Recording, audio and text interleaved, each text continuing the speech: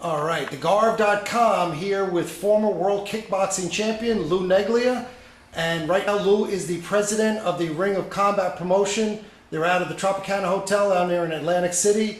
And the Ring of Combat is one of the absolute most premier MMA promotions outside of the UFC. Very successful promotion. Lou, you're doing that, but before the Ring of Combat show on June 11th, you've got a show this Saturday, June 5th, which is an amateur show in New Jersey. Tell us about that. Garv, I have a great amateur program. I do quarterly shows, and this particular one is at the Raritan Center. And I want to first thank the fans that have been very supportive of my amateur shows, and they've been sellout crowds. And the amateur program is so important in developing good pros.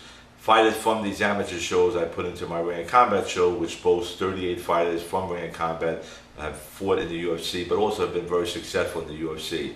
And you know, fighters ask me all the time how to start an MMA career. And I say to them, embrace the amateur program, because that's the area where you'll test, develop, and display your skills. And don't get caught up in the win or the loss, although everybody wants to win. One win and one loss does not even appear on your pro record. But what does appear and does help you as a pro is the development that you go through mentally and physically through an amateur program. So again, all the fighters that are in the amateur program have a great opportunity to develop their skills to become talented pros.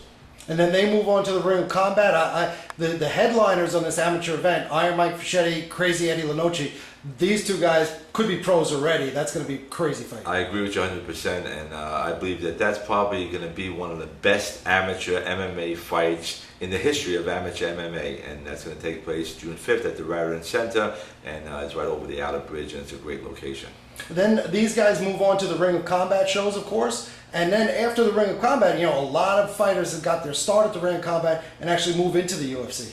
You know, I advise amateur fighters not to rush their amateur career. Get about 7 or 8 or 7 to 10 fights before you consider pro. And again, you know, you don't get a second chance on a first impression as a pro, so I think they should take their time, embrace the amateur program. You're very fortunate that it's available, especially in New Jersey, and definitely that's the way that they're going to really develop their skills to become a good pro. And at the same time, you know, some of these amateur bouts, a lot of fighters that really get started training hard, get a chance to be able to put their techniques in a pressure situation. And again, I try to get off that win or loss as the main emphasis of why you're doing it, because really the main emphasis is to test and develop your skills. And as an amateur, I've had fighters that were 7-3 as an amateur, and when they became a pro, they were able to handle 11 other fighters that had easy fights and didn't develop their skills, that were 10-0, fell on their face as a pro. So I definitely think good matchmaking, which is what I provide at my Ring of Combat amateur shows.